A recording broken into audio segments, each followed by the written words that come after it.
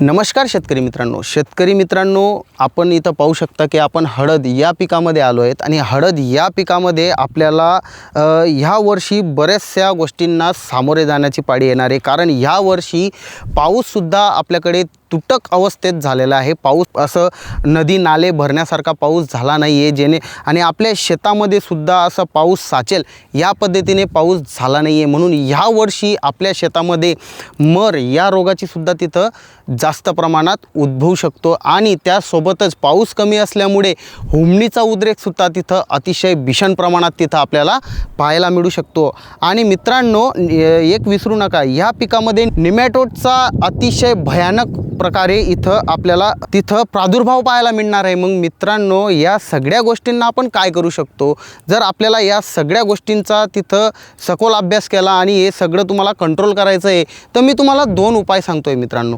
त्या 2 उपायांपैकी तुम्ही कोणताही एक उपाय तिथं केला तरी चालणार आहे मित्रांनो। अशा वेळेस तुम्हाला ड्रिपनं ट्रायकोगार्ड NX 500 ग्रॅम प्रति एकर ड्रिपनं सोडणं गरजेचं आहे मित्रांनो। त्यामध्ये तुम्हाला हुमनासूर NX हे सुद्धा 500 ग्रॅम प्रति एकर ड्रिपनं सोडणं गरजेचं आहे, किंवा तिथं त्यासोबत आपल्याला निमॅटोगार्ड NX हे सुद्धा आपल्याला प्रति एकर 500 ग्रॅम सोडणं गरजेचं आहे मित्रांनो। हा झाला आपला एक उपाय।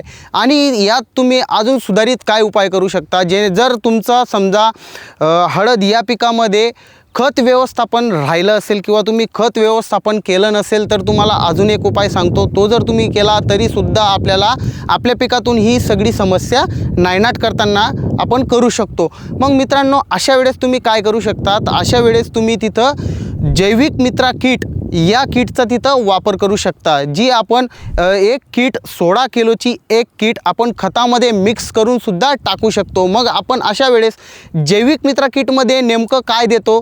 तर मित्रांनो, अशा वेळेस आपण जैविक मित्रा किटमध्ये देत असतो ते मध्ये ट्रायकोगार्ड G म्हणजे ग्रॅन्युल फॉर्म्युलेशनमधलं ट्रायकोगार्ड देतो, जे पूर्ण जगामध्ये कोणी बनवलं नाही आहे, जे आपल्याकडे अवेलेबल आहे। त्यानंतर मित्रांनो, निमॅटोगार्ड G हे सुद्धा आपण तिथं ग्रॅन्युल फॉर्ममध्ये देत असतो मित्रांनो।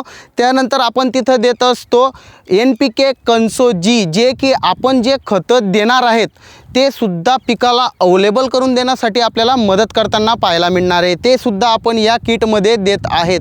त्यानंतर आपण तिथं देतोय हुमनासूर G, आणि हुमनासूर G दिल्यानंतर मित्रांनो, आपल्या पिकातील जी हुमणी अळी आहे ती सुद्धा तिथं नियंत्रित झालेली पाहायला मिळणार आहे। हे जर तुम्ही आपल्या खत जे डोस बाकी असेल तर त्या खतासोबत जर मिक्स करून दिलं, खत व्यवस्थापनासोबत जर हे दिलं, तरीसुद्धा आपल्याला या पिकामध्ये या सगळ्या समस्यांचा आपल्याला नायनाट झालेला पाहायला मिळणार आणि कंट्रोल करताना आपल्याला पाहायला मिळेल। म्हणून नक्की हा व्हिडिओ जास्तीत जास्त हळद उत्पादक शेतकऱ्यांपर्यंत नक्की शेअर करा। तोपर्यंत राम राम।